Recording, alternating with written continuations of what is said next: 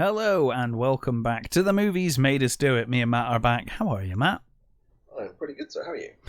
I am very well. I'm excited to talk about The Wicker Man. Yeah. Top 5 film for me, so happy. I think on certain days it probably has been, yes. Yeah, well, obviously, you know, when I say top 5, I mean, like, you know, there is, you know, it's my number 5, so it does fluctuate. I think certainly on a horror list it would. Yeah, oh yeah. If it's a horror list, it's definitely in the top 5. I genuinely, oh my god, I remember first seeing this film, it blew me away. I absolutely fell in love with this movie. I think I saw it on TV first. I think. This is another one that I know the exact date of. Oh, go on then. 8th of May, 1988. Why? Because it was the very first Moviedrome movie. Oh, okay. Yeah, okay. Fair enough. I do not remember it being the very first one, but I knew that's where I first saw it on Moviedrome. Ah. It's another one of the movies that I first saw there. I was looking through their list, and it's like, wow, shit, I watched quite a few of the movies on here. Oh man, I really miss I really miss those shows that just showed movies and talked about movies. Like, you found so many cool things doing that, you know. Yeah. Like all the It's a great. I mean, I must admit, when Alex Cox left and Mark Cousins took over, I think I probably didn't watch quite as many. Yeah. Well, I looked at the list and I know I didn't watch as many of the Mark Cousins ones as I did of the Alex Cox ones. Yeah. But yeah. Well, I guess we'll just get into it, I suppose. Yeah. I watched the final cut, which is see, I was wondering which version you was gonna watch. Well, it doesn't matter because I think you can generally distinguish, because the version of the final cut I've got, the footage is dreadful quality when it's not the main part, so it's kind of easy for me to distinguish between them. I've got the 2001 director's cut. Oh, okay, yep. Which has almost as much as yours does. Yeah. There's still a few scenes missing, but it's got the now I can't remember what the actual, because it was the dog shit looking bits are all from a video copy, isn't it? Yeah, I'm assuming they've probably. I keep meaning to see if I can get a decent. There's a re-release Blu-ray coming out, and I'm hoping that will have that cleaned up. Maybe, yeah. If they've cleaned it up, maybe that would be good. Because especially with AI and stuff now, they can fix these things. Yeah. So hopefully, because the whole thing was a real mess. Yeah, and actually, to be honest, I must admit, when you watch the final cut, there are a few scenes where I'm like, it's really cool seeing this, but I don't think it works as well. I actually like the beginning stuff with his girlfriend. I love that stuff. His fiance and and I like because his initial thing here is you get to see what the other coppers think of him. Yes, it's good. There's a bit that I thought, it's like there's bits of it I like. The bit with Summer Isle outside the window, sort of saying his evil lines. That was, I could have done without that, but then I really love the bit where he's talking about the snails afterwards. So there's like bits that I like and bits that I don't like from it. But yeah, see, I like the introduction. His introduction, I like with the kid and him bringing him to Willow. Yes, I really like that. I think that's a really cool. Yeah, it's a better intro. And I mean, there's still scenes that we're never going to see, I think. Yeah, for sure. Because, I think some of that's probably lost. It's in supposedly the pylons of the M4. Yes. Is where that's, or the M3, I forget which one. I mean, because the whole thing about the mess of what happened with that, it was Lionsgate, not Lionsgate, British Lion was making that, and actually they were also making Don't Look Now as well at the same time. So making two classics at the same time. Yeah, and they got taken over by the new people, as I think seems to happen almost always with these companies. New people come in and basically want to get rid of. Yeah, they want to start. They want to start fresh. And none of them really got the Wicker Man. They all hated it. So it was butchered. It was taken. It given to Roger Corman. Mm-hmm. Roger Corman, they asked Roger Corman about how they should distribute the movie, because obviously he's like that his experience for distributing those movies in America and sort of what he would call an art horror movie. And he said he got the copy. He said he would cut 15 minutes from it. Yeah. And then he gave them, and he bid for the distribution. And I think they all wish he got it, because I think it would have been a lot easier. I don't think so much would have been lost. But was it Warner Brothers got it? I can't remember which bloody one it was got it. One of the big companies basically put up more money, so obviously they went with the more money. And of course they didn't fucking understand it, so they literally cut it to shreds. Mm-hmm. And that's how we got some of the scenes back, was because of Corman's copy. Yeah. Which is, thank fuck. Yeah. But there's a really good story about Christopher Lee going to see the movie with his wife. And he said he watched it and he was very disappointed that it was cut down and stuff. Yeah. And he went to see the new head afterwards. Just goes to show how times have changed. He said, I walked in with my wife and he didn't get up. And that tells you a lot about him, and you think, oh, fucking hell. You imagine people like blokes getting up for a lady now when she comes in the room. Yeah. Anyway, he said to the guy, the guy said to him, well, what do you think? And he said, well, I think it's one of the most important horror movies, of the last. I agree. Years. And the guy said, oh, really? He said, I think it's one of the top 10 worst movies I've ever seen. Well, what a fucking idiot. Yeah. So. And where are this company nowadays? British Lion, I think it. Whatever happened to them? Donkeys years ago, didn't it? Uh-huh. I don't remember the last time British Lion put out a film. No. It probably got folded into. It makes you wonder why, doesn't it? Yeah. I mean, the funny thing is it was. I mean, they buried it almost. They almost buried its distribution as well. They put it on a double bill with Don't Look Now. That is like one of the best double bills I've ever heard. Yeah. Like, can you imagine going to see that like as a double bill without having seen either before? It'd be like, this is the best double bill I've ever seen. To be fair, you probably want to top yourself afterwards. Yeah, I mean, you would leave impressed but depressed. Bunching the bleakest fucking movies together that you can possibly find. I always feel like this one's like worse because it almost lulls you into a false sense of happiness initially, and then it all goes to shit, because you do kind of get that feeling of like, oh, they're just kind of bumbling locals and this policeman's here, and then you quite quickly realize not so much. I mean, I think the difference for me and with this and something like that we did last time is I think you're more accepting of a bleaker ending in a horror movie than you are in like a detective's. For sure. Certainly, I you expect the bad guys to win sometimes. That's just how it goes with horror movies, right? Yeah, I think I was certainly less surprised at the ending of this than I was at. Certainly, I was very surprised at the ending of Chinatown. Well, yes, you're right, because you don't expect it in that kind of a movie. You certainly expect it in horror. Yeah, and I think even having said that, I still think,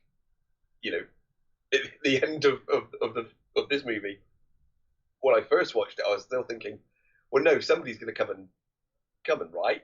Something's going to happen, right? Surely. Well, you've got the ending. Well, we'll get to it in a bit, but there's the ending that I think there's the ending you expect, which is when Howie grabs the girl and they're running through the caves, and you got the like 70s music going, and it's like, okay, yeah, it's the Great Escape, and they're gonna get out, and they're gonna get on the they're gonna get a boat, and they're gonna get across the mainland to the mainland, and it will all be okay. That's the ending you expect. And then when he pops out with her, and it's like, oh fuck. It's like, okay, now we're getting the real ending. You know, it's like you've been tricked into this false hope of like they're gonna get out. It's gonna be okay. Nope, not so much. So it looks like British Lion was taken over by EMI Films in '76. Okay, EMI are still around, right? And continued as an independent production company, currently British Lion Holdings Limited. Huh. They put out The Wicker Tree. Oh no. Yeah. Well, that is one of the worst films I've ever seen. So there you go. That's it's not one of the worst films I've ever seen. I was stunningly disappointed by it. That's all I will say. Like, I don't think it's the worst film I've ever seen, but I was very disappointed because I had very high hopes for that. Impossibly high hopes, I think. But as I've said before, it just goes to show some people are great directors and are not great writers and should probably stay in their fucking lane, as is the case here. Anyway, let's go through it. And as you have that version too, we start in the church, right? Because we get the silent credits and we get the Green Man face carving.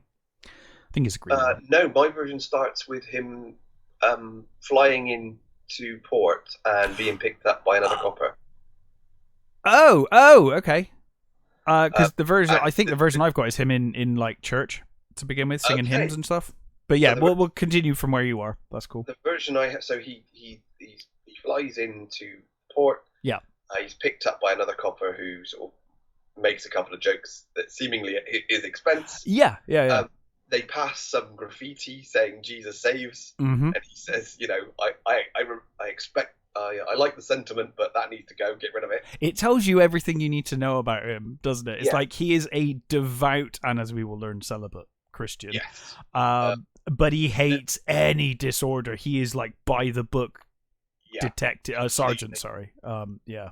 He drives to.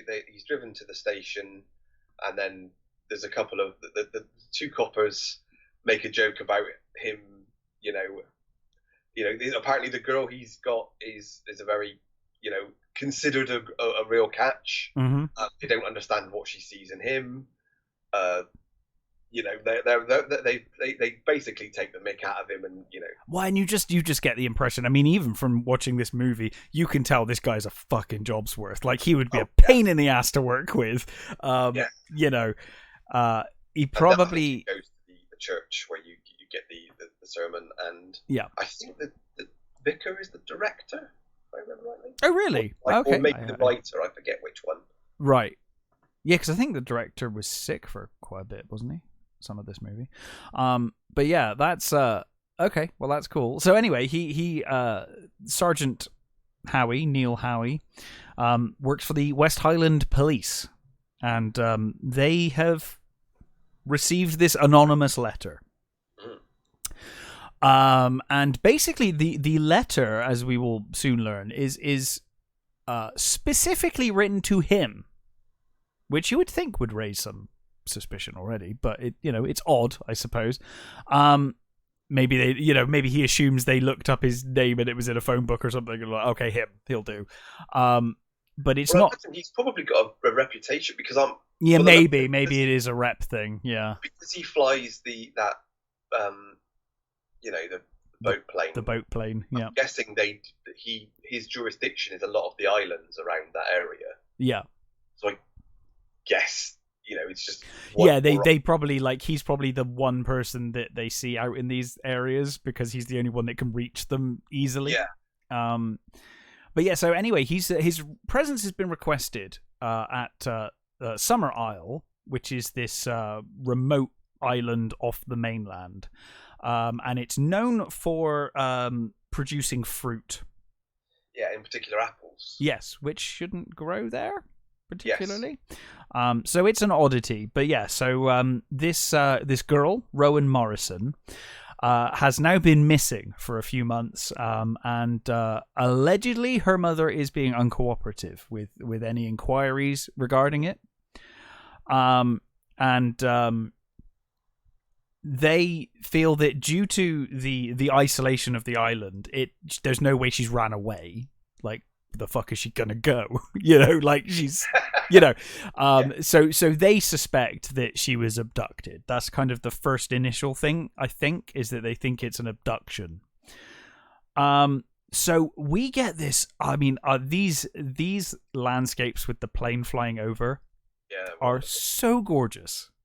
And it goes on for ages. I love how long this goes on for. That sounds like a criticism when I say that, but it's gorgeous, and I just love these establishing shots as we see, the plane flying over.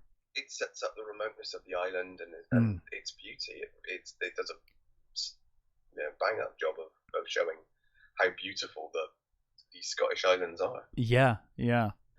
So he comes into land on the lake here, and it's you just immediately disarming. You've got this lovely little. I mean, it's so picturesque and so beautiful there, and it seems seemingly full of all of these just lovely local guys.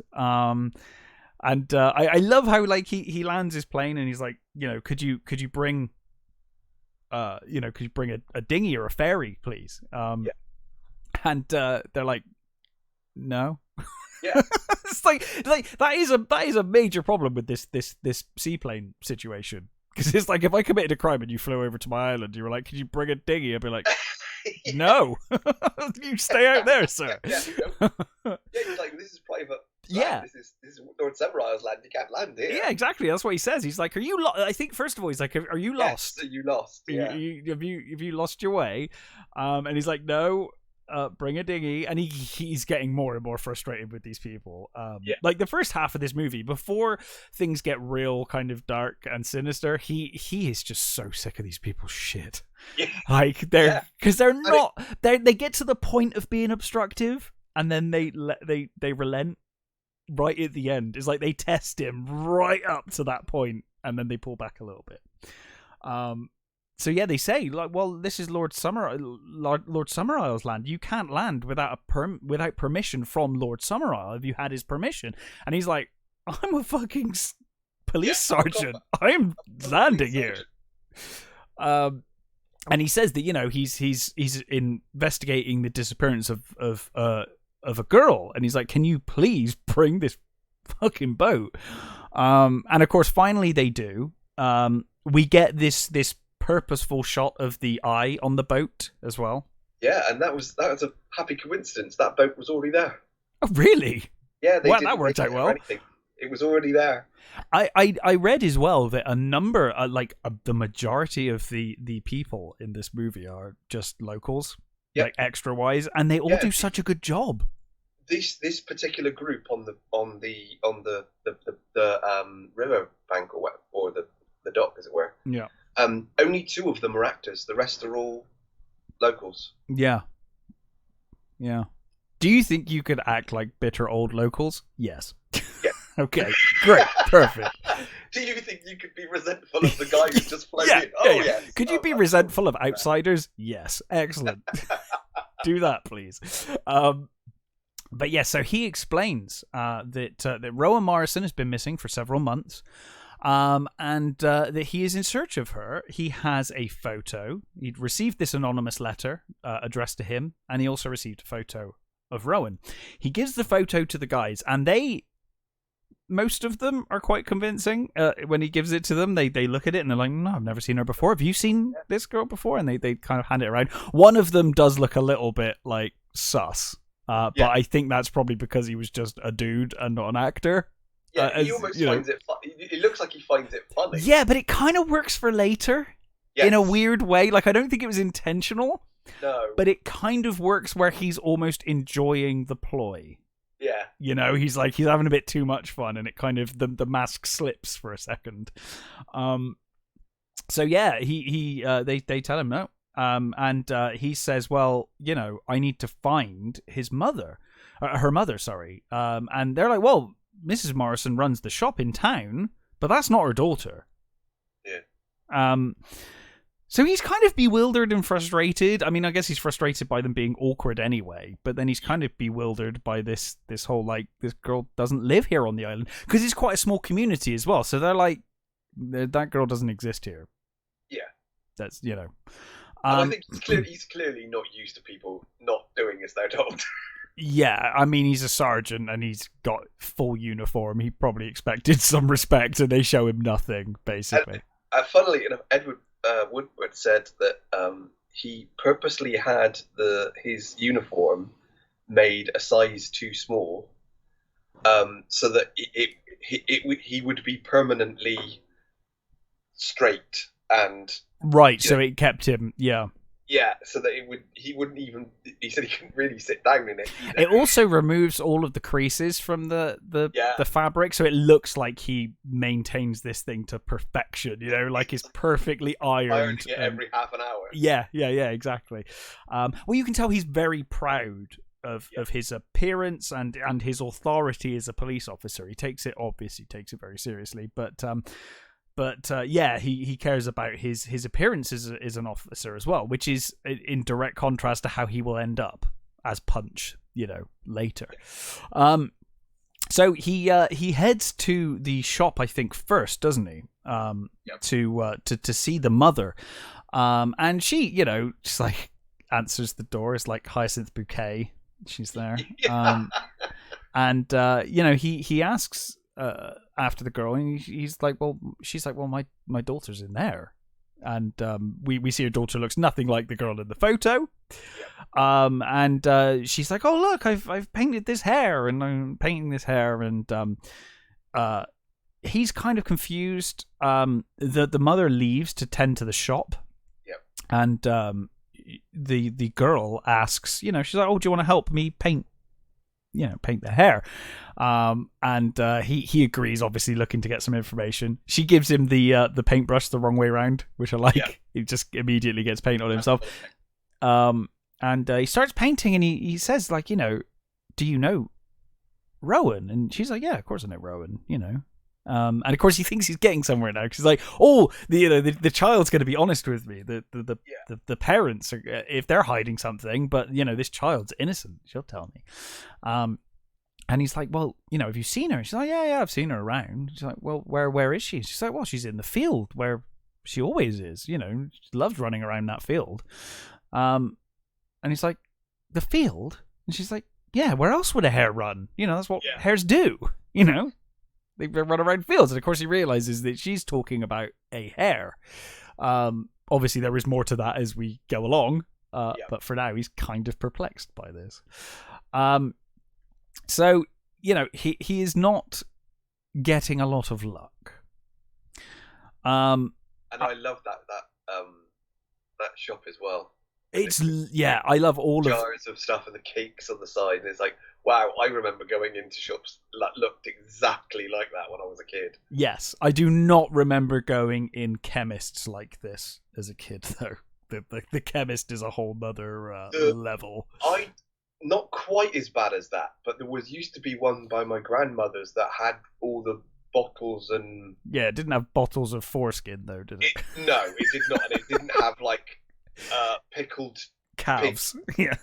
Embryos or whatever they were on the desk. No, but it did... Yes, I know what you mean, the jars and stuff, and yeah. So I'm trying to think where he goes next. I think does he go straight to the bar now at this point, or does he go? He does, yeah. So it heads to the bar, or it's called the Green Man, isn't it? The Green Man Inn. And he basically introduces himself. It's one of those typical things. As soon as he walks in, the music stops and everyone looks at him and he's like, oh, hello. And he meets the landlord, and of course is given a room, says he wants some food for the night, and he meets Willow, the daughter of the landlord. And is kind of like just taken aback by how the entire pub sing this really kind of the landlord's daughter song, which is very sexual. Yeah, and I think Edward did a great job of not laughing. I would have laughed. When they're singing this, I would have. I was like, wow, he kept a straight face. That was good. Because some of those lyrics are. They had to do a couple of takes for that. Yeah, because some of those lyrics are fucking funny. So of course it's quite this Louis he hates kind of. it. Oh God, yeah. He's utterly hates it. I mean, he's a Christian, right? And he strongly believes in marriage before sex. So of course he's celibate, and he the idea that they're all talking about sleeping with the landlord's daughter out of wedlock is horrifying. And you can see it all over his face. He is fucking fuming. And I love that the idea of that Britt Eklund is the daughter of Lindsay Kemp. That's to me is hilarious. So Lindsay Kemp, I don't know whether you know Lindsay Kemp. I'm not sure. The landlord. So Lindsay Kemp was a famous mime artist. Okay. It's one of his few speaking roles. He actually taught David Bowie and Kate Bush how to dance. Oh wow! So yeah, he was renowned. He's renowned as a dancer and mime artist. And yes, the idea that he was Brett Eklund's father is just hilarious. Yeah.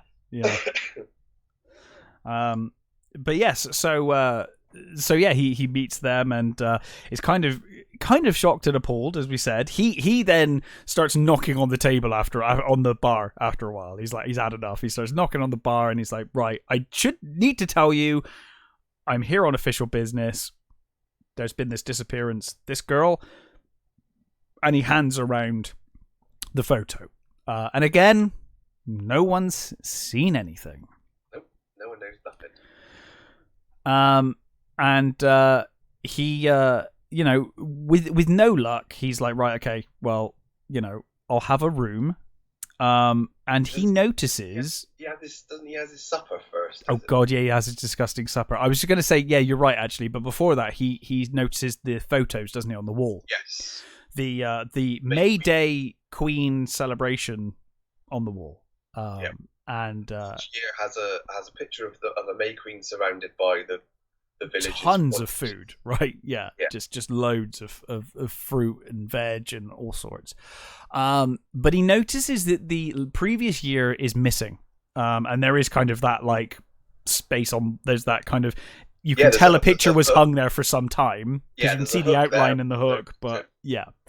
And he asks the landlord, but the landlord says, "Well, it's broken." And of course, the photographer later is like, "No, I don't keep copies of anything, so that's it. It doesn't exist." Oh shit! Yeah, exactly. But anyway, he orders some food, as you said, and he sits down, and he's kind of appalled by the quality of the food, because Summer Isle is renowned as this kind of fresh fruit and veg providing community of farmers, and he's only seeing tinned potatoes, tinned beans, tinned everything. Yeah, those beans look fucking awful. I would have turquoise. They should not be turquoise. I would have thrown them straight in the bin if I saw that. Vile, they look absolutely. I mean, to be honest, the meal itself looks dry and horrible anyway. Chop looks like it's been. Oh God, yeah. Cooked to leather. Yeah. And he says, "Okay, well, I've had enough of this. I'll have what's for dessert." And they're like, "No dessert." It's like, "What about, I'll have an apple." It's like, "No apples." It's like, "No apples."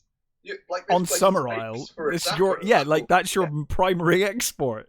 But I quite like Willow says, "Well, I'm guessing it's all been shipped out." Yeah. We've exported it all. It's like we've exported all of our apples. We don't have a single apple left. Yeah. But yeah, it's I love that. Anyway, I believe after this I don't know. It depends which version we're talking about. I think he then goes to the cemetery though. Is that right? Or do you have stuff before that? Does he go to his room first, and then we have the first Summer Isle thing? Oh, sorry. Yes, yeah, we do. He goes to his room and he's got sex noises happening next door, and they're singing a song downstairs, basically at him. I really love. Well, what I like about this, so the version I've got, so he's there, he's in his room, and he hears somebody calling Willow's name, and he goes to the window and he looks down, and there's Lord Summerisle in a kilt and his Scottish attire. Christopher Lee looks amazing in a kilt. He does look amazing. He looks fucking awesome. And and he's got his arm around this young boy. Yeah. And it's like, oh, this is, he calls out to Willow, and Willow, comes to the window and he says, "Oh, I brought you this, this young man for you, and to make him a man, sort of thing." And she's like, "Sure, come up." So he goes in, and then of course you get so he goes up, and you get in the inn. You've got them starting to sing.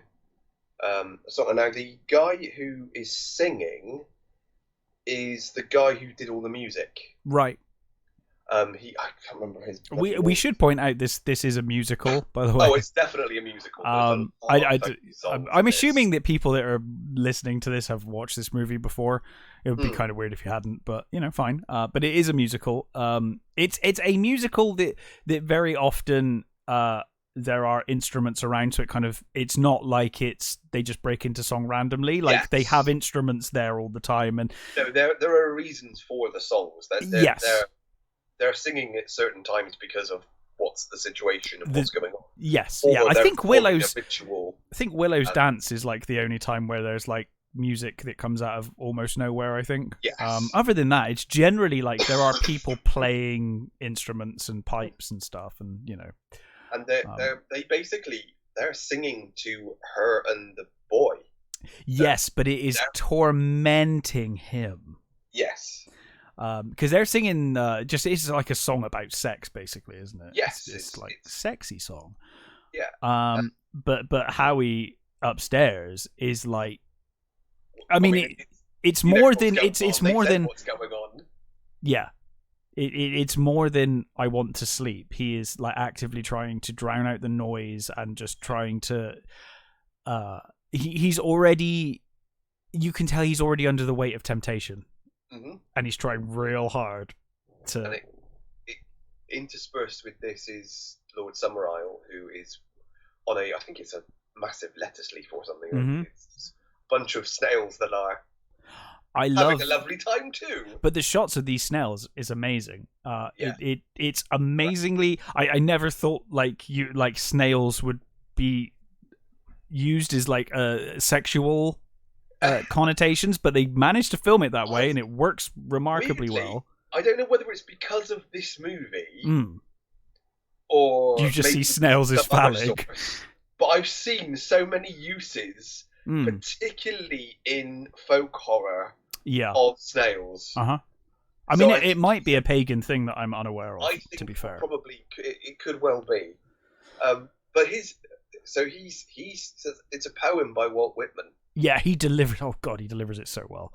And it's to do with how free the animals are, and how they don't make silly choices and things like that. And apparently, the director basically came up to Christopher Lee. Like minutes before that, well, not minutes before, but just before they were going to film the scene, and he says, "Do you think you could learn this poem?" I bet being Christopher Lee just fucking knew it. And no, he didn't. Did he not? I thought being Christopher Lee was just going to be like.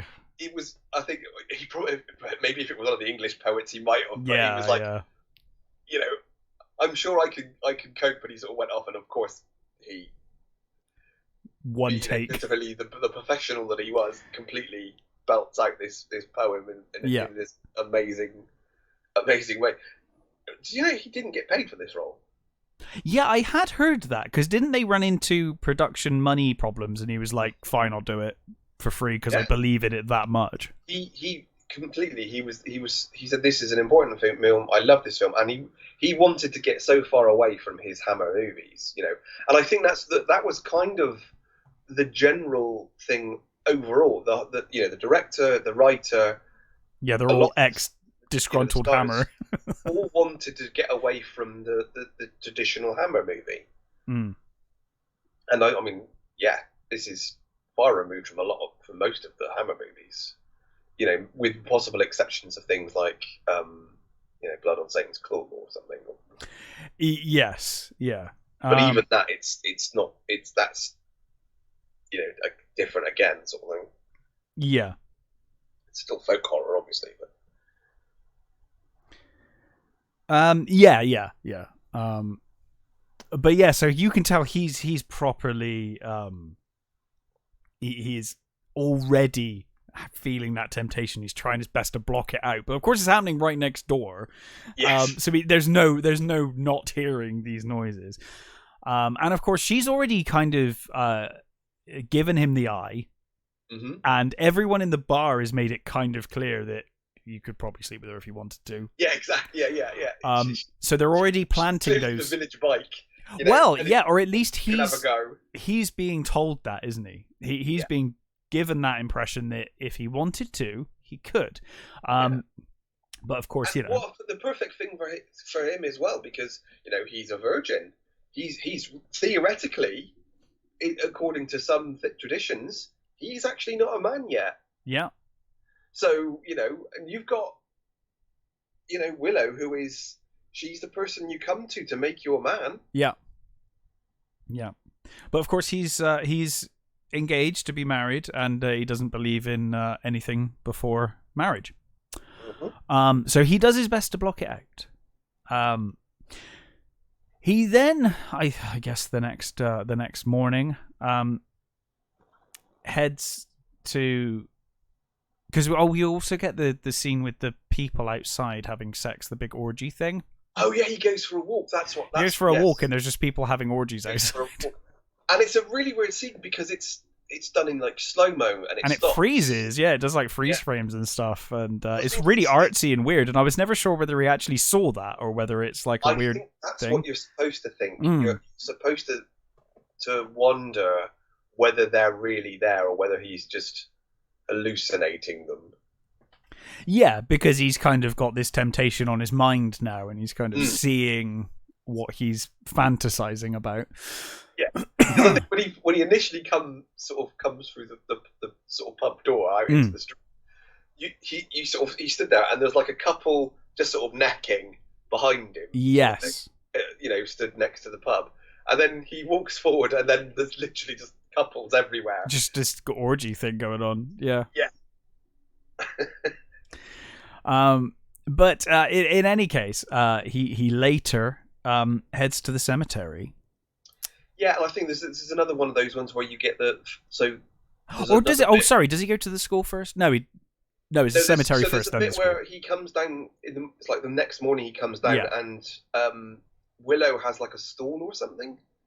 Yeah, and he has a brief talk with Willow, and is vents his disgust with what's going on, sort of thing. Yeah, and then I think he goes to. Does he go to?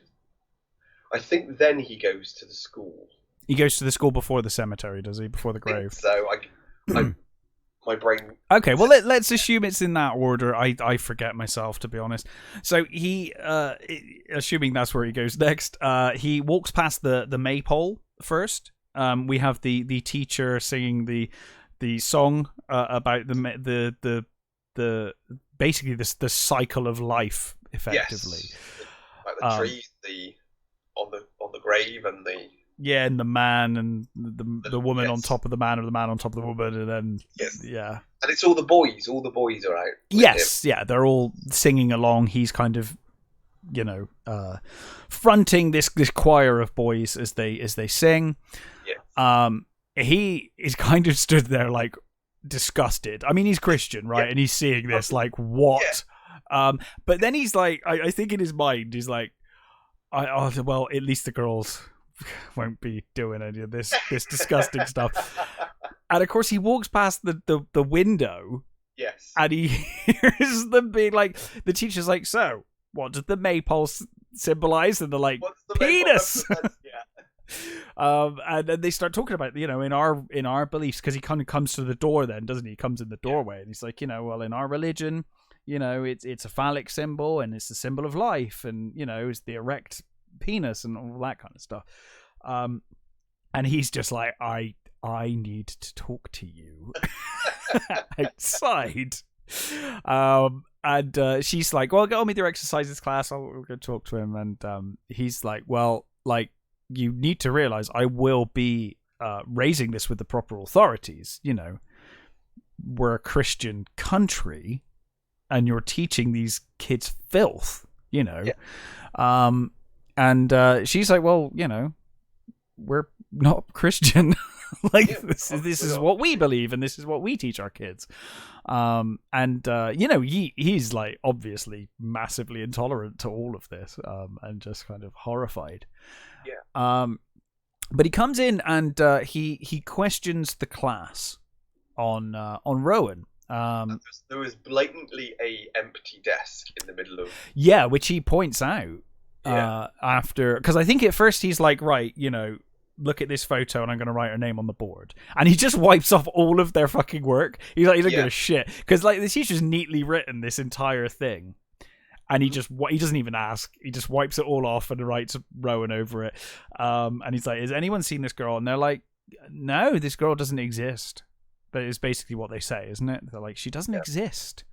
And he then says, well, whose desk is that? And the teacher's like, nobody's desk.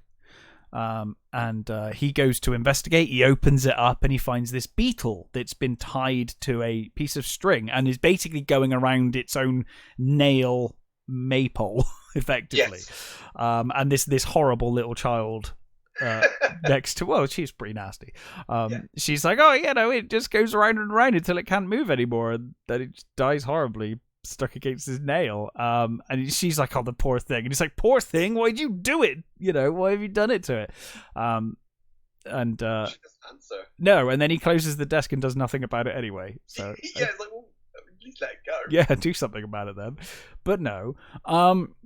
So he then basically says, oh, I need to see a register. And the teacher's like, you can't without the proper authorization from Lord Summerisle. Yeah. And he's just like, get fucked. He's like, you'll just have to, you'll just have to bear with me. And of course he looks in the register, and sure enough, Rowan's name is in the register. And he looks at all of the girls and he's like, you are all liars. You're lying to me. That's her desk. You know she's missing, you know. And the teacher kind of begs. You're a worse liar than all of them.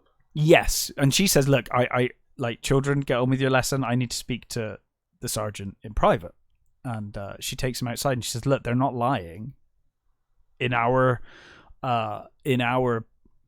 faith, you, after death, your body, your essence is distributed elsewhere. So you become part of the animals and part of the plant life. And you know, she's been reborn, so she doesn't physically exist anymore. So when they say she doesn't, it's kind of a bullshit excuse on her part, I must admit. I was like, this is a fucking lie. You're full of shit. But she kind of tries to word it in such a way. It's a sort of, it's one of those sort of things. Yes, this is what we believe, but I mean, it's not strictly. You knew what I fucking meant when I asked the question. Yeah, you just kind of misinterpreted what you said. Yeah. And the actress is Diane Cilento, who was previously, at this point anyway, married to Sean Connery. Yes. And she's the mother of Jason Connery. Oh, okay, I didn't know that. And after this movie... This is the second Bond connection. Yeah, after this movie, she married... or third, I guess. She married the writer. Oh, really? Huh. Yeah, she married Anthony Schaffer. Right. And they moved to Australia. Ah. Well, there we go. There's a lot of people in Bond from this. I was just thinking. I was like, oh my god, because you got Willow. The actress played Willow. Obviously, you've got Christopher Lee. Yeah. Wow. There we go. So he then I think he then goes to the grave site. Yeah, I'm pretty sure he goes to the cemetery. And he discovers a woman breastfeeding. He makes a thing about oh no, it's when he talks to the groundskeeper, isn't it? He talks about the minister. Yes, yeah. So he heads to the grave site, I think, and finds the groundsman there. Mm-hmm. So he walks in, and there's this woman just breastfeeding, Yes. Which again is one of those weird artsy kind of scenes where it's like, is she really there? I guess she's really there. It's kind of weirdly it's kind of filmed in an almost dreamlike way. Yeah, sort of very sort of oddly ethereal. Yes. Yeah, there's something off about it. But anyway, he sees Rowan Morrison's grave, and it has a bunch of the Summer Isle apple boxes on top of it. And he angrily tears one of the boxes apart and makes it into a cross. Yeah. And then places it on top of the grave. At which point, he meets the groundskeeper. And as you said, he questions the groundskeeper and ultimately says, "Well, I need to see the body. Like, I need to exhume the body." Yeah. And the groundskeeper's like, "You cannot do that without the express permission of Lord Summerisle." Yeah. Now, at this point, he's still not seen Lord Summerisle, but he has been told that. Depending on the version. Oh, yeah, that's true. Sorry. The original version, he hasn't. The original version, he doesn't meet him until a little later. Yeah. But in the version that I've got, he doesn't meet him, but he sees him with the young boy.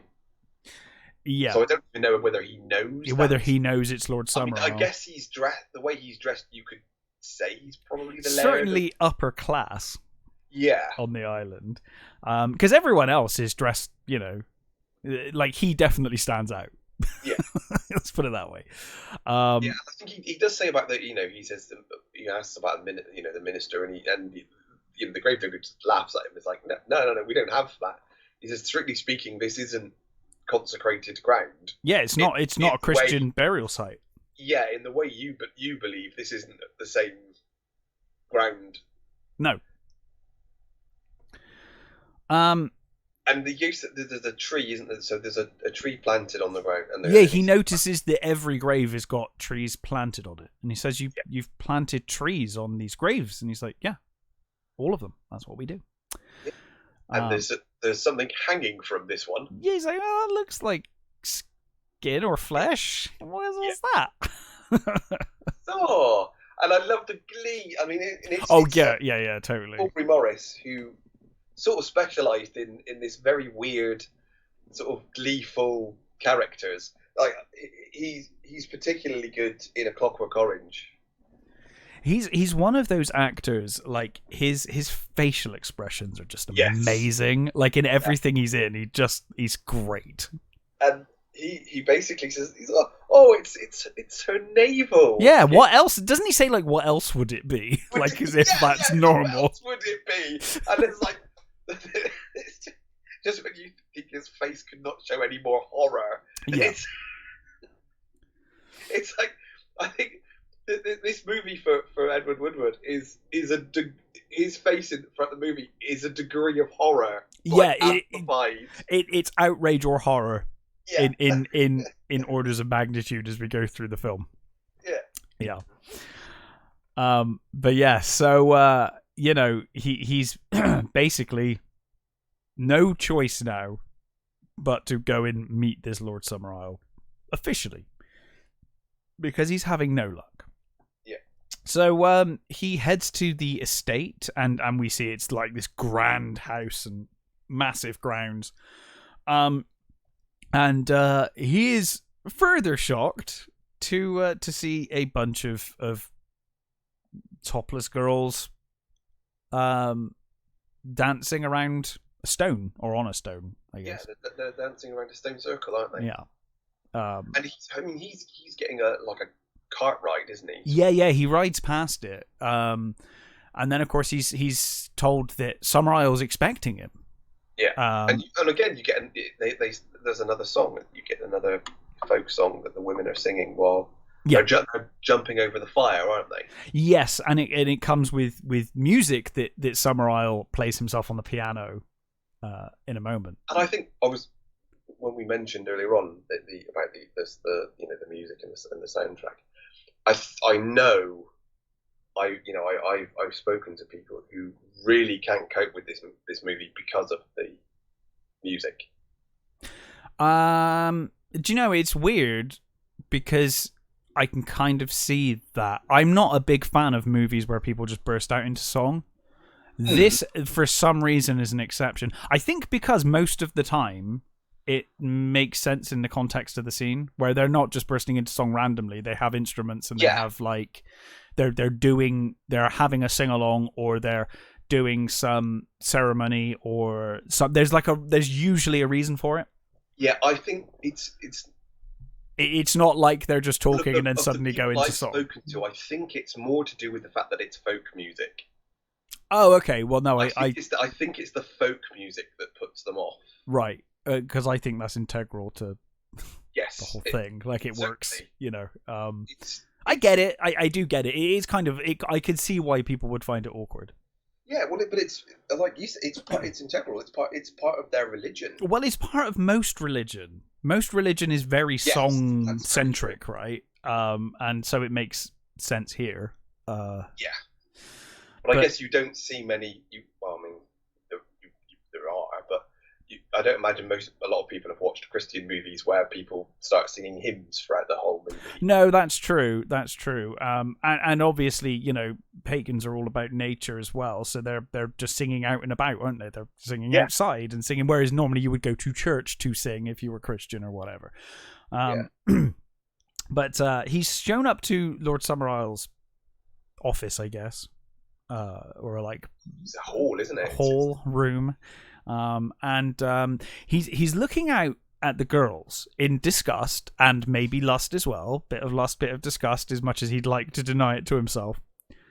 And I love, you're like, how long was Lord Summerisle just sat there? Yeah, he was letting him watch before he turned around. You always needed a spinny chair to just spin around. Backed chair, isn't he? With the sort of bordered back chairs. Yeah, and one of the things about the version that I got, like you said about how bad the added parts are because of the degradation and stuff, and the. I mean, don't get me wrong. I'm really pleased they're there. Well, just it's actually interesting though because because of the degradation, you can see where the new ones are. So it's very odd when you get, like, having seen it from the original, movie, and to see the inserts, even very small, just extended scenes almost. Yeah, just moments. Yeah, just bits where because there are whole bits where he keeps looking out of the window, and then you can see you get more of them dancing, because I don't think in the original version you see him looking out of the window at them. I think that is added, because I think in the original cut he drives past, he's driven past and is disgusted, then he immediately is with Summerisle talking about it. Yeah, they talk about it and he gestures towards them, but we don't see them, and I think in this version you get him watching the grainy, the grainy film of them still dancing. But again, he says they're talking. They're dancing naked around the fire, and Lord Summerisle says, "Well, of course they're dancing naked. It would be dangerous if they had clothes on that we could catch fire. Health and safety, sir." Yeah, I do love. I love his initial turn around, and he's like enjoy the view, like, or whatever he says, and it's like, oh wow, you're like immediately pushing this guy's buttons. Yeah, of course he is. But yes, you're right. He's like, this is disgusting. There's like children dancing around naked out there. And yeah, as you said, he's like, well, of course they're naked. Like, you can't jump over fire in a dress. That's a terrible idea. Yeah. And they're like, what? But he's like, well, what possible reason is there for them to be doing this? And Summerisle's like, it's a lesson in fertility. It's a lesson in fertility without having sex, is basically what he says. Yeah, it's the idea that the flame will basically make you fertile, as it were. It's jumping over the coming of age thing. Yes. Yeah. But yes, and we get some history of Summerisle here, I think, where he talks about his ancestors. Yeah, I think there's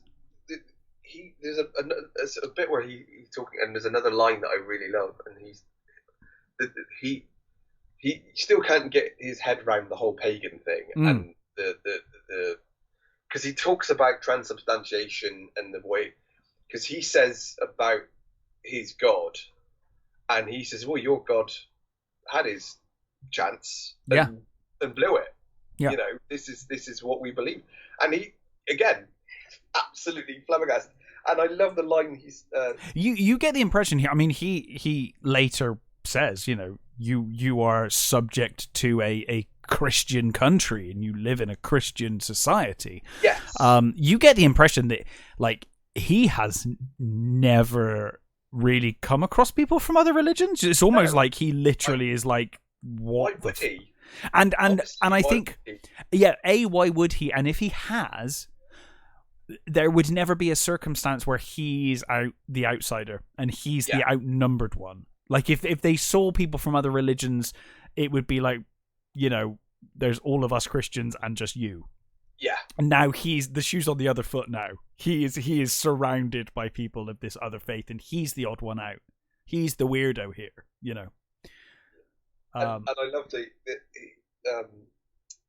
was someone else says, sit down, Sergeant. Shocks are always absorbed much better when the knees are bent. It's one of my favourite lines.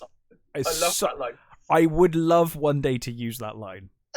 It's just such a good line. But yeah, so he starts telling him about, you know, the Summer Isle history and how they came to paganism and like you said, that their god failed and whatnot.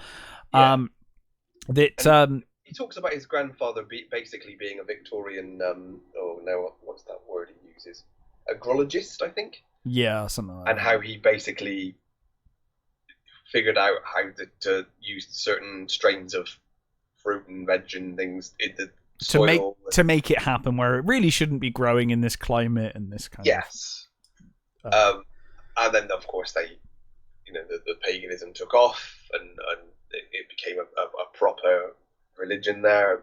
Yeah, they drove the clergy away, didn't they? The Christian clergy were driven away, and all of the population now embrace pagan teachings because it's proven to have had results, right? Yeah.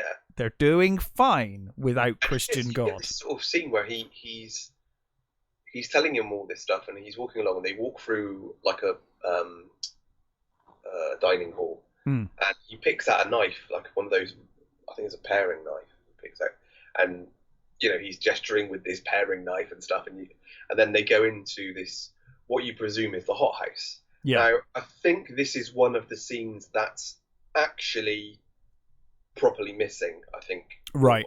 But don't think we're ever going to get back. Christopher Lee, even to his dying day, believed that somewhere there is still an original copy. I mean, he might be right. I would love if that ever came. That they purposely. I can't imagine they still would now. He thought that maybe there was a can that was mislabeled, and maybe it's stored away under some other name. I don't think we're ever going to find these missing scenes. But I think that this is one of the scenes that is certainly missing, which is they go into the hothouse, and I think you see Summer Isle take one of these apples, and he cuts it up for Woodward and Howie, isn't it?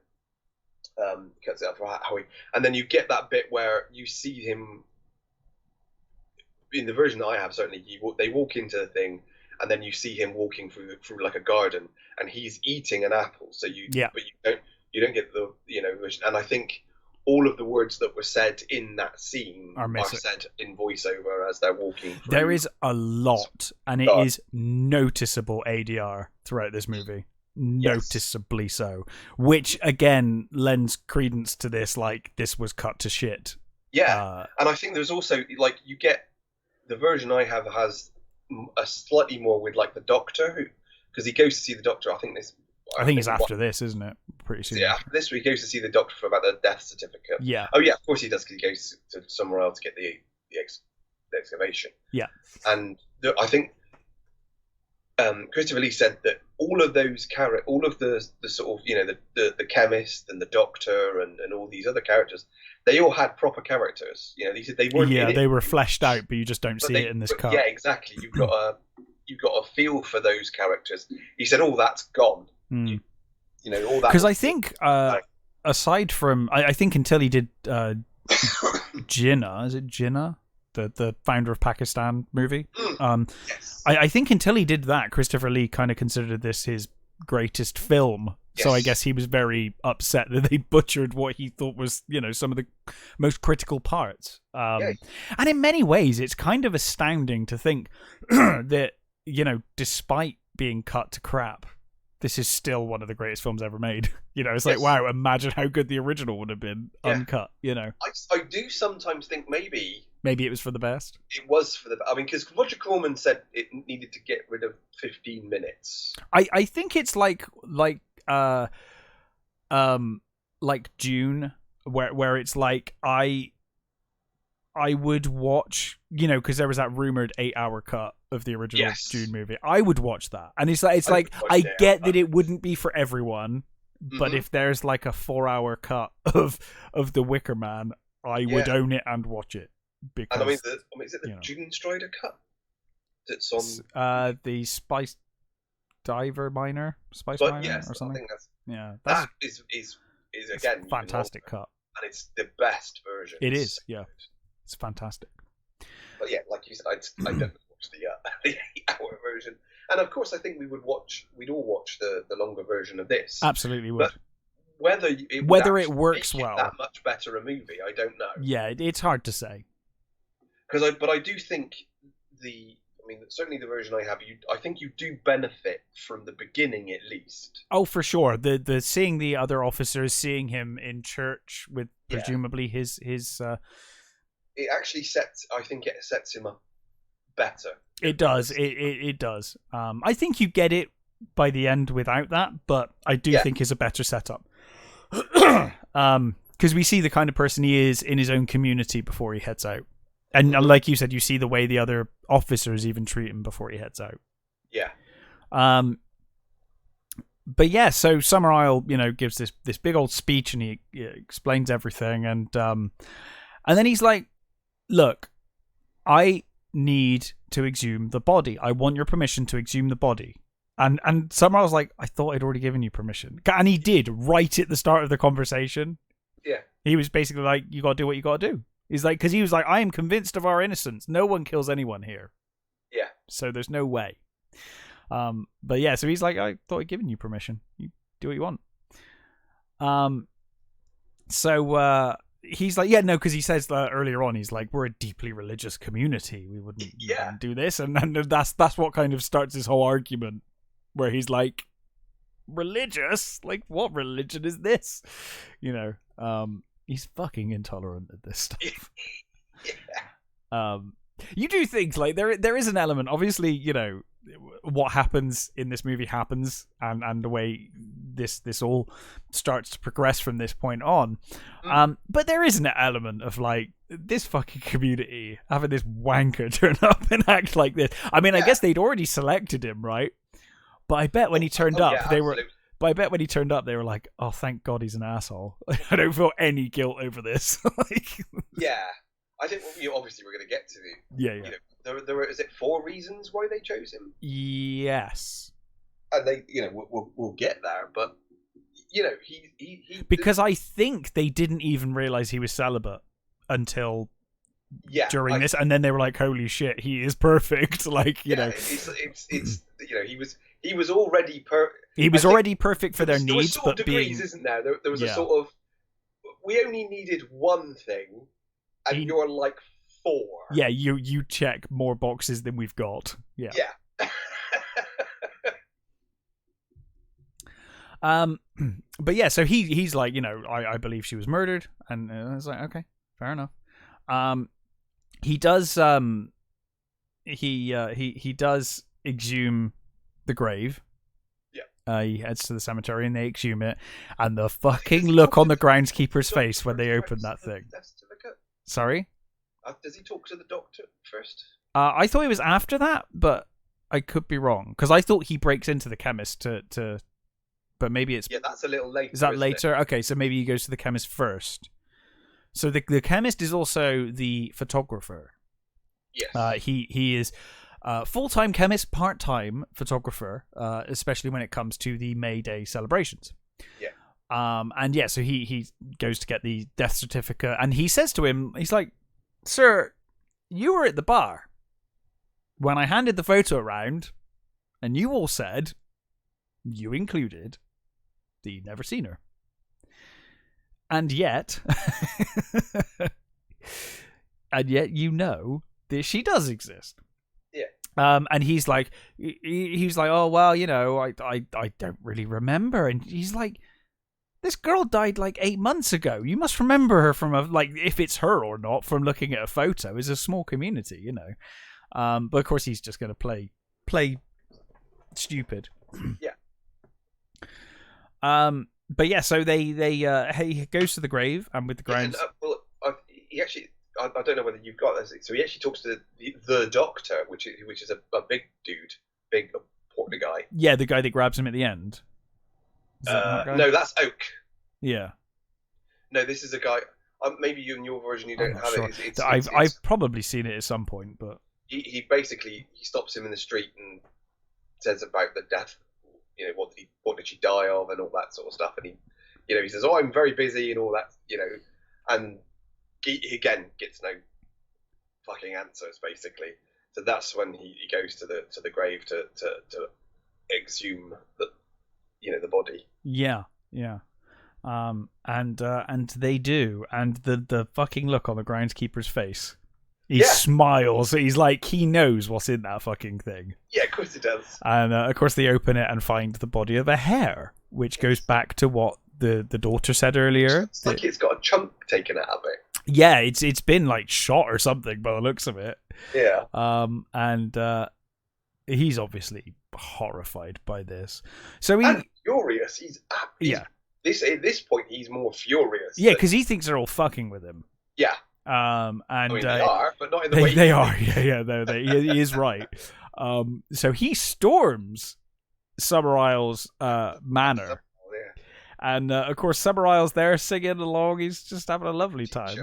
Yeah, singing with the teacher. Yeah, he again singing a sort of rather bawdy ballad about mistresses, I think, which obviously establishes the I think the teacher as his mistress. Yeah, and I'm like, oh god, Christopher Lee's singing voice is something else. Well, he was a trained opera Yeah, singer. I know. He was everything. Like he was basically everything. Well, everything talented in the world was Christopher Lee. When he was younger, because he was going to go into it, wasn't he? That was like his. Yeah, he had to make a choice whether to become an actor or to become an opera singer. Yeah. I think he made the right choice for me. Certainly for in terms of horror and wonderful performances, he chose rightly, because I think if he'd have been an opera singer, I never would have heard of him. Probably would have not heard of him, or we might have heard of him, but would never have probably paid as much attention to him. No, I mean I can name I quite like opera. I don't dislike it, but I don't follow name it. About 10 opera singers. Yeah, I was going to say I couldn't name many. But yeah, so he just storms in and throws this fucking hare at their feet. And is like, I found this in the grave of Rowan, and he's like, how can you condone this despicable behavior? And the teacher's just like, well, I think it's a wonderful transformation. She always and Summer Isle looks at her and he's like, oh, Rowan adored hares. She always adored the hares. The marsh hares. Yeah. And it's the way he sort of wistfully looks. Yeah. Oh god, it's like a dreamy look, isn't it? He's so joyful and happy about it. Beautiful. It's brilliant. And of course, if you notice on the goblet she's literally showing you that on the goblet there's a hare. Yeah. In relief on the goblet she's using. So they're all literally just like throwing these things at him.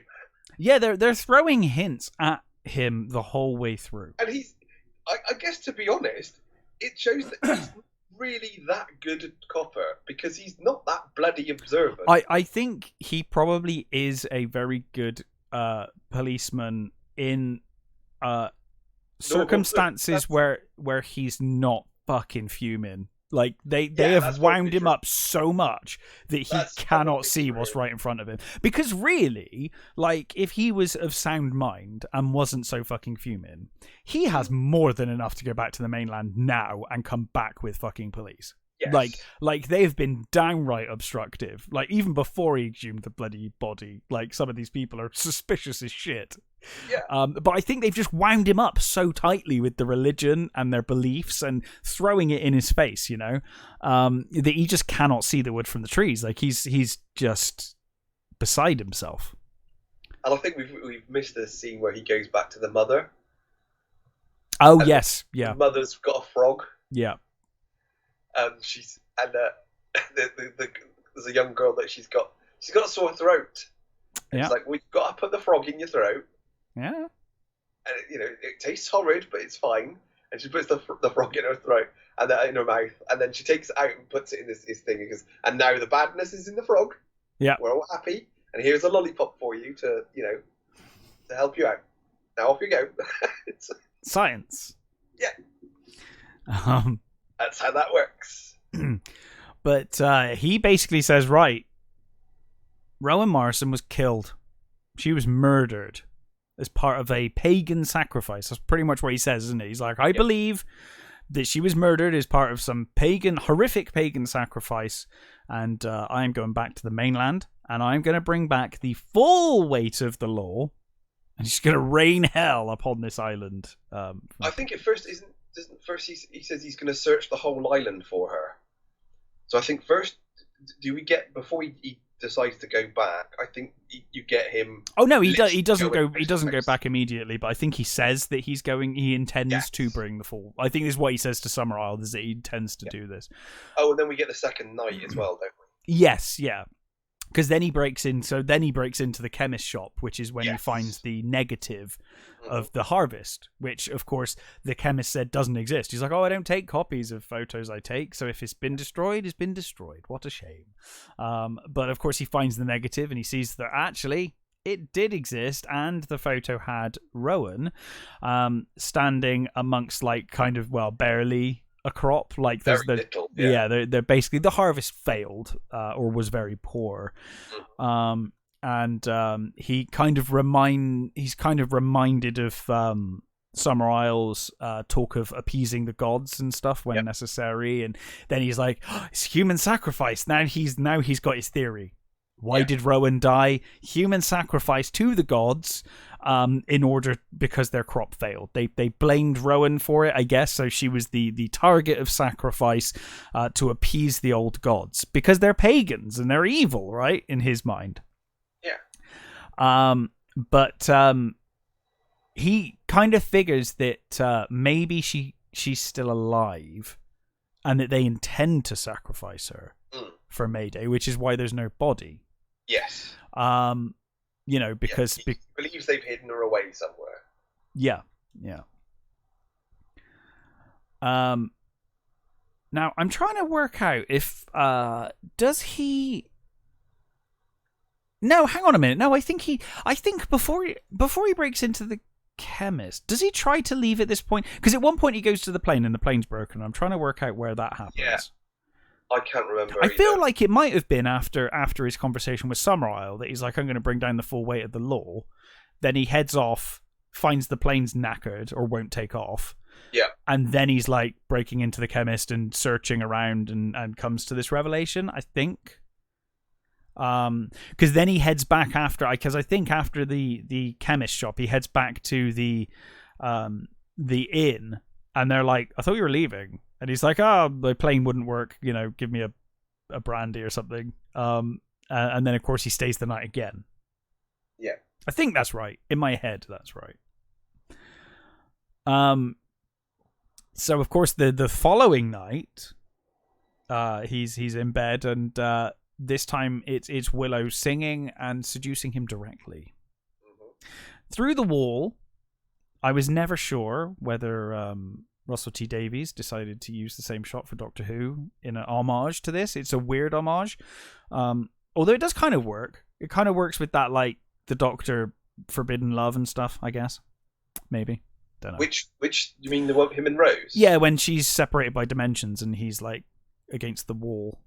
I guess I'd never really. It's a very similar shot where he's up against the wall and the camera's right against the wall as well. And I never put those two together, but it could be just complete coincidence. It's just a very cool looking shot, and it might have just been coincidence that he chose the same kind of shot. But anyway, she is in the next room. She is dancing naked and hitting his wall. And she constantly, this happens quite a bit through this movie as well, which I quite like, is this breaking of the fourth wall, where she's singing at the camera. She's looking directly at the camera, and that happens a couple of times with certain characters in this film. And it sounds awful until you see it. It works really well in the context of everything. It works. It's not a sort of nudge, not at all. It's a sort of. It's just perspective. It's perspective. Bringing you in, sort of thing. Yeah, it's almost like if he could see through the wall, this is what he would see. Yeah, is her now. And I know the filming was like, I think like a month away from each other. Like her part was filmed a month between him filming. Like I don't think. Part. Yeah, and then he came in and did the other part. Like because I think the walls do not remotely match up where they're supposed to be. No.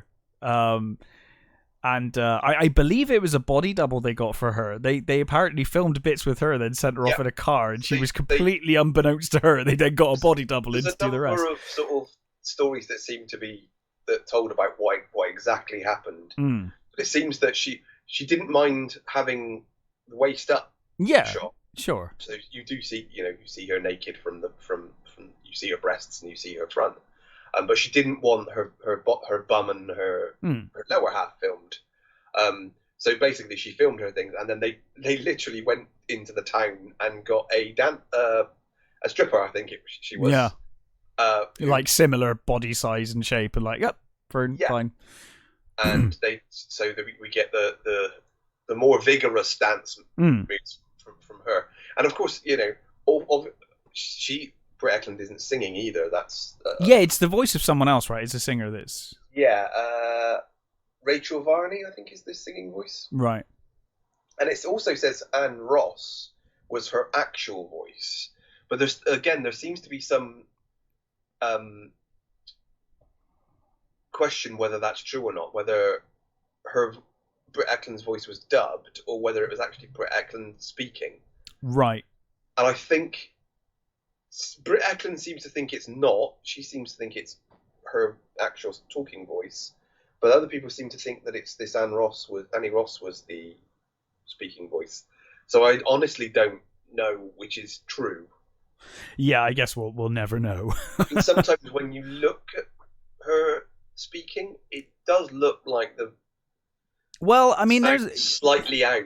It's hard to say because you I'm watching as a fan of Italian horror. You get used to that. We've overdubbed everything with their own voice or with someone else's voice. I mean, Christ, you look at things like the spaghetti westerns. I mean, everybody in these movies were speaking their own language. Yeah. So, I know everything was dubbed later. So even when you've got Clint Eastwood, who is clearly saying his own words, it still doesn't match up terribly well in certain bits. No. It's very hard to dub your own voice. I don't think I've ever dubbed my own voice. So I've dubbed other people's voices. It's tough. And especially, I've done a lot of music videos as well, and synchronizing those are a pain in the ass. Have a method, though. Well, it's actually, in some ways, it's easier with music videos because the song's already recorded, so you can just play the song on a phone or on speakers or something, and they can mime to it. Obviously, here you can't do that. No. You have to do it the other way around, which is way harder. But yeah, so I wonder in this scene, because realistically, he can assume she's completely naked and dancing. He doesn't know that. No. But the way he behaves... Well, there's a bit where he goes to the door. He literally is opening the door. Yeah. You know, he's almost... He almost gives in. But I often wonder whether she was doing that dance completely naked, or whether he is imagining that that's what she's doing. She's definitely singing to him and hitting on the wall. Yes. And I wonder how much of it is his fantasy and his lust and his imagination of what's on the other side of the wall. I don't know. I think the way that certain other scenes, like we've said, with the sort of, you know, the slow motion and the stopping, it could certainly be interpreted that way, that she might not be. I think it's because she does the fourth wall breaking thing. It kind of makes me feel like it's an imagination, dreamy, weird thing. But he's seeing sort of thing in his head.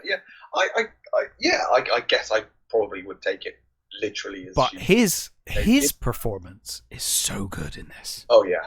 When, like you said, when he's like basically crying against the wall, like he just cannot take it anymore, and like you said, he goes for the door. Like, this is the most his faith has ever been tested. Like, he is like close to cracking. He's so close to cracking.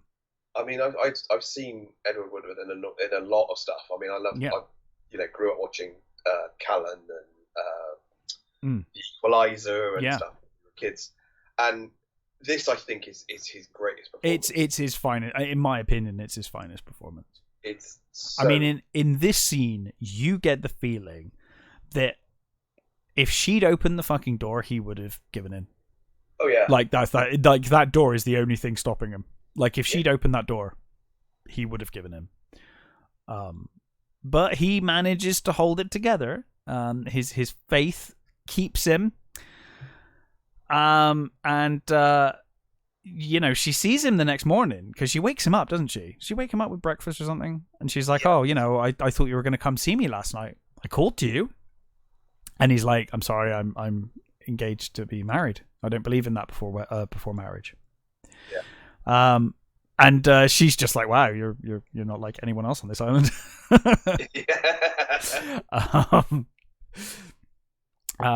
But yeah, so oh no, actually, I think it's at this point that he realizes his plane is sabotaged, because after that he's like, "Right, I'm leaving now. Fuck this. I cannot stay here any longer. Clearly, you know, I almost gave in last night. I'm gonna leave." And he finds the plane's unable to take off. It's been sabotaged. And he asks, he doesn't ask. He fucking has a go at the harbour master. The guy who just dropped him off and started throwing back. Yeah, and he's like, "You've done this," and he's like, "I haven't done anything. I haven't sabotaged anything." He's like, "You're obstructing this investigation." I'm not obstructing anything. He's like, "If you want, you can get that rando over there to row you to the island. You'll be back in a couple of weeks." Like, yeah. But yeah, of course, then he's like, "No, forget it. Like, I'm gonna search the island itself." Now, in the last day, all he has heard, and what I love about this, is that they're saying it knowing full well he ain't gonna go. Yeah. But they're telling him to leave. They're like, "You don't want to be around for Mayday." Yeah, buddy, you won't like it. But of course they know he's gonna stay, and of course they sabotage the plane just in case anyway, to ensure that he's gonna stay. But they're like, "Yeah, trust me, buddy, you don't want to be around for Mayday. With your beliefs, you will not like this." But yeah, you're right. He decides now. He's like, "I'm gonna search the whole goddamn place." Yeah, I'm gonna search every bloody house, every outhouse, every garden. I'm just gonna burst into bathrooms without any thought as to whether people might be bathing. Yeah, we've forgotten Ingrid Pitt. Yeah, who like horror icon, another Hammer icon, right? Because he sees her he goes to the record. Get the records, doesn't he? Yes, yeah. And she's there eating soup or something. Tinned soup. Again, everything's tinned. All the food is tinned, apart from that one apple that Summer Isle has. But of course, Summer Isle being Summer Isle, you'd expect him to have what there is. Yeah, it's in the hothouse of his estate. Everyone else eating tinned food the whole way through. Yeah. So it was another clue. Mm-hmm. Yes, so he just bursts into people's houses. He's searching everywhere. You've got that little shit of a girl who has fake blood on her mouth and falls out the cupboard. He opens a wardrobe and there's a little girl with like blood dripping from her mouth from just She is so good at keeping her eyes not moving. Like, she's really convincing for a moment. You're like, is that a dummy? And then she turns and looks. I think it is a dummy that falls out, but when it's on the floor, she's on the floor. So? I don't know. I thought it was, but I'm not sure. Well, maybe. I guess I didn't. But when she's on the floor and she's like, she does a really good job. And then they leave it just long enough that you're like, is that actually her? Holy shit. You know, and then she turns and laughs and runs away. It's like, you little shit. And of course, like you said, he goes into the bathroom of Ingrid Pitt. Yeah. Who I love the shot of her, you know, stretched out in this bath which barely contains her. She's like for like a split second she's shocked, and then she's like, but if you're interested, her finger, doesn't she? Yeah, she's like, oh, and actually. Like, come on in, sort of look, and it's like, I'm gonna leave. He's like, oh, I'm so sorry, you know. I mean, even looking on ships, and you know. Yeah, he goes out to the boat, which is full of again, it's presumably the boat they use to export their goods, so it's just full of empty crates. And so he finds masks and. Yeah, he finds Mayday masks and stuff, and ultimately, he's like, I need a nap. I'm tired from searching the whole place. So he heads back to the pub, and you know, they're like, I thought you were leaving. He's like, plane's broken. Just give me brandy, and then he's like, I'm going to sleep for 30 minutes. I do not want to be disturbed. That's the first time we've seen him drink as well, isn't it? I think it is. Yeah, he's like, the stress is. Oh no, he does have a beer with his lunch actually. Oh, okay. I think. But yeah, he's like, I'm going to bed for 30 minutes. I do not want to be disturbed. But then he goes to sleep with the door open, which is kind of weird. I would have closed the door. It's very odd. It makes for a really cinematic shot, but it doesn't make a whole lot of sense. Yeah, because it's like you said, it's a very great shot with them, with you know, the landlord and Willow talking. Yeah, and him pretending to be asleep. Wait, I guess he is asleep, but he must be a light sleeper because he wakes up when they start talking. I think he initially is asleep, and then he hears them, and then he pretends, and just opens his eyes, and they're talking about, you know, hey, we should use the Hand of Glory, you know, and she's like, oh, he could be out for you know, for weeks. We don't want to use that. He's like, all the better. Yeah, and I mean, he must be going, what the fuck are they talking about? What the fuck's the Hand of Glory? Yeah. Well, he's about to fucking find out. Yeah. Willow walks in, puts something down, and leaves, and she's like, oh, that'll make you sleep, my handsome sergeant. And she leaves, and of course the landlord's like, well, I'm gonna go. This parade will be fucked without Punch, so I'm gonna go get ready. Yep. And of course, as soon as they leave, Harry turns around and is horrified to see a severed hand candle. Yeah. The Hand of Glory, which is, you know, supposed to be used by thieves. Yes. Basically to keep people asleep while they're ransacking the house. Yeah. It's a hand of a murdered. It's the hand of a murdered man or a hand of a hanged man? I forget. I am not sure, but it's a hand. And he knocks it to the ground, quickly puts it out, so as not to start a fire. Which at first I was like, oh, fuck it, let it burn. But then I was like, oh, I guess they'd realised then that he's escaped and it would all be, the gig would be up at that point. So he sneaks around as the landlord's getting ready to become Punch. And he basically walks in and decks him. He clunks him with a candlestick. Yeah. I mean, I did initially think, murder? Oh, he's totally killed that dude. Yeah, he was. He's not going to be very fucking well. That fucking didn't just cave his head in. Because that's like a proper candle, like that's proper like solid bloody metal candelabra or something. Like the dude's probably not getting up anytime soon. But we do get a shot showing that he is okay. He's tied up. He's unhappy, but he's tied up and whatever. He's unhappy, but he's tied up. Yeah. So of course now he is dressed as Punch, and he joins the May Day festival, where Summer Isle. Sorry, we did forget when he's searching around. Yeah, there's those really lovely shots of the hobby horse Yes. Yeah. A hobby horse. It's like it's chasing him. Yes. Yeah, you're right. He's following it around, and it's because that's Oak, the guy who ultimately puts him in the Wicker Man. Yeah, and you get the shots down the sort of the alley and stuff of him, and it's the sort of chomping of the horse's mouth, isn't it? Sort of like get his attention as he's going around. Yeah.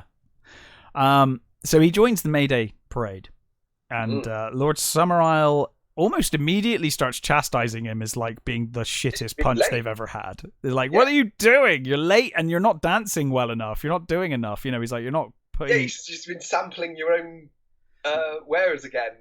Yeah, he's like disgusted at him. He's like, I guess the thing is, for like, I'm not sure at this point whether they know it's him or not.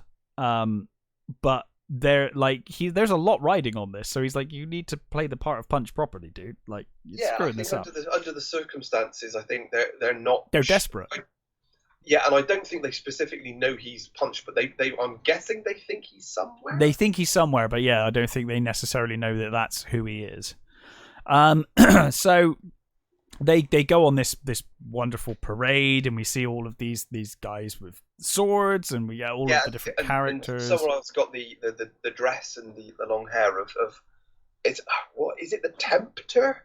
Something like that, because it's played by a man. They say earlier in the film that it's a man, but it's sort of partially woman. Yeah, and I think that I think I can't remember whether it was the guy who was in charge of the lighting or whether it was the cinematographer. He was completely baffled by this movie and didn't get any of it, and was like almost his professionalism stopped him from doing a bad job.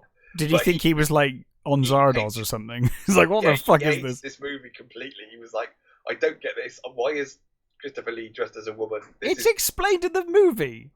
Yeah, he still didn't get it. The only thing that confuses me with this part is how quickly he gets that makeup off at the end, but it's fine. Yeah. I guess practice. Yeah, it's fine. I guess he probably it might have been water based to just chuck water on his face and get rid of it. Who knows? Yeah. But they do the chop thing. The chop thing, which again is one of those fake out moments where you're assuming this is where he's going to get caught.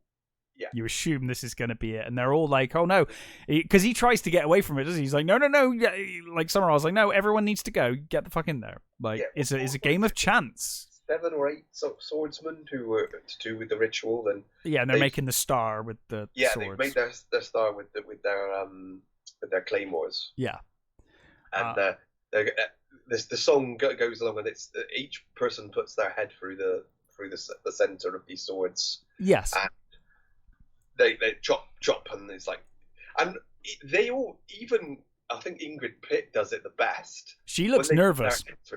She looks, worried. Like it quite possibly her whole life could be ending here. Yeah. I think she does the best at conveying the I don't like this. Am I about to get my head cut off, sort of thing. Yeah. And the relief when she gets out. She gets out. But of course it gets to Howie, and you're like, oh god, they're gonna catch him, but they don't. And instead they behead a rabbit. Yeah. A rabbit has its head cut off, and the body falls to the ground, and Howie is like gasps, like, oh my god, they've killed someone, but it turns out it was a child, and that still counts, so it's fine. So I guess maybe that's the thing where they're like, well, there's a game of chance, because some of them are children, so they won't kill them, or maybe they will kill people, who knows. But anyway, they continue on. And they continue on along the coast, and until they get to like this kind of cave area, don't they? They say, well, look, we need to. Oh, that's right, because they go to give booze to the sea god. Like, have booze, and they've got these kegs of beer, and Summerisle smashes one with an axe, and then they throw them into the ocean as a sacrifice. They're giving their alcohol to the sea god so that he will bring them good water, I guess, for their crops. And then he says, but now we've reached the more sinister, darker part of our, the more tragic part of our sacrifice, where we need to sacrifice someone. And of course, it's Rowan. And we see Rowan stood up there. Now, of course, as soon as Harry sees her, he runs up. He doesn't even hesitate. No, not for a moment does he hesitate. He runs up there. He punches the guy who's with her. She's like kind of smiling and happy up there until he gets there, and then all of a sudden she's like, "Oh, please help me! Like they're gonna do this. They're gonna kill me." And he's like, "I know. Come with me." And they start running off through the caves, being pursued by the guys with claymores and stuff. But this is where I said, like, this is kind of almost a fake out ending where you're like, "Oh, they're gonna get away now." Yeah, they're gonna do the escape, because you got that like rad fucking 60s 70s music going, the chase music, and like it's all kind of like, oh, okay, it's like kind of an actiony ending where they're gonna flee to the boat or something and get away. He throws her like headdress into the water and stuff, and they run away. And she points to an opening in the cave. Yeah. Roof, doesn't she? It says up through there. Yeah. And Dirtied, they finally make it out, and she apologizes. She's like, "Oh, sorry, that was like more treacherous than I was expecting," or something like that. Yeah. And he's like, it's okay, we're out now. But then of course he looks around, and I love, there's no music, there's no anything. It just pans around, and there's Summer Isle, there's Willow. They're all just stood there watching. And as he approaches them, you see all the guys with the claymores turn up at the top of the ridge, completely surrounded by people. Ain't going anywhere, sunshine. And Summer Isle basically explains to him that the sacrifice is him. They needed someone who was... They needed a fool, an honest fool, right? So he being a devout Christian... Yep. He's a man of faith, which was one of their requirements. Yep. A man of different faith who wouldn't waver, wouldn't give in to temptation. I think him not giving in to temptation doomed him. Yes, I feel like if he'd slept with Willow, they probably would have been like, "Oh." They'd have been. Well, I think he had to have the strength of character to refuse and stay pure. Because I think they mention they're talking when they're talking about the sacrifices. I think he goes like almost through like a scale of what's expected, isn't it? And I think it's like initially it could be just like animals or something, but depending on how severe, the god wants to be that year, sort of thing, that it would be a bigger sacrifice, and you tick this box and this box, and I think the other one is that he was something to do with authority, isn't it? It's some he works for the crown as a policeman, so that's like a third tick. And then his fourth one is literally that he's a virgin. Yes, and I think the idea was that he was engaged or something. And I think the idea was that he wouldn't give in to temptation with her, to Willow, because of that. Yeah. I don't think they realised until he said that he doesn't believe in that sort of thing to Willow. Yeah. Until he basically conceded that to her, they didn't realise. But of course, when they realised that, they're like, oh my god, this guy is like everything we want in a sacrifice. Like, the harvest is going to be amazing next year. I mean, assuming, of course, if they genuinely... I mean, I think the village genuinely believes that. Whether Lord Summerisle... Well, of course, there is this wonderful moment now where he's taken before the village people. And Summerisle says, you're going to be sacrificed, and the crops will grow again. And he's like, the crops will not grow back. Your apples are not going to grow back if you kill me. You're committing murder. And he's like, you're all committing murder. But then he does fuck Summerisle, where he's like, Your crops aren't going to grow, and next year the sacrifice can be nothing less than Lord Summerisle himself. Yeah, then your leader, because he said it earlier on. He said, in particularly severe times, they would sacrifice the leader. Yeah, so he's like, I'm going to put the screws to you, buddy. Like, if I'm going down next year, your head's on the block. You're fucking going the same way. But you do get the sense there's not a single moment when he says that to Summerisle that Summerisle falters or looks worried. Summerisle truly. Well, I think Summerisle truly believes that this will save the crops. There's a moment when he says that when he says, next year it'll be you.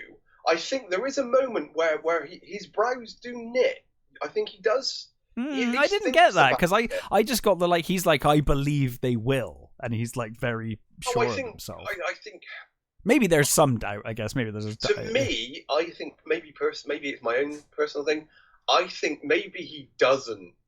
Maybe he is a little bit of a charlatan. Maybe he's planning his. He's like, I just keep the boat. What happens next year? I'm fucking off. Keep the boat moored and ready. I mean, we also get that Rowan runs to her mother. It's like the next day. Did I do right? Did I do? Oh well? Yeah, and Summerisle was like, you did amazing. You did perfectly. Yeah.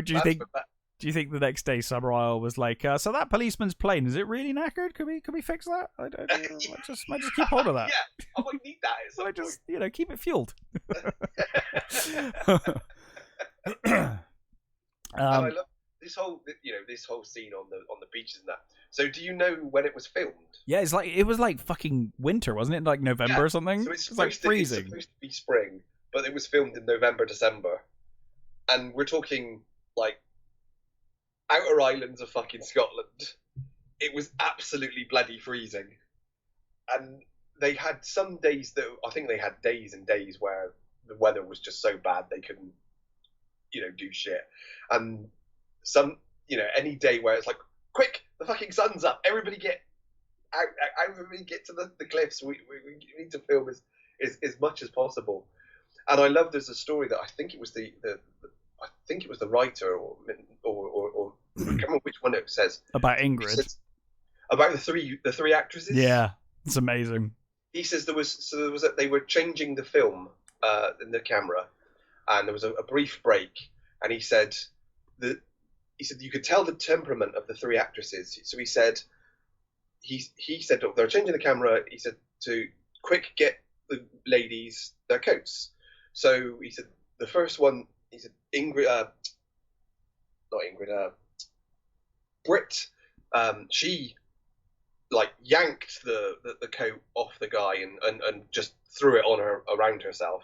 He said Deanne basically said, took it gratefully and said thank you. And Ingrid Pitt said, if the extras don't have time to put a jacket on, neither do I. Yeah.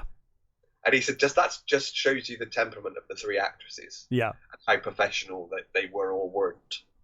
Yeah, so it kind of makes you think, was she a total pain in the ass for the whole fucking filming? I think she might have been. It kind of feels like the way he says it, because he said that the other lady took the coat but very gracefully. Yes, he kind of shits on her when he's like, she just grabbed it out of the person's hand, and like everyone else was gracious or refused for the sake of the extras.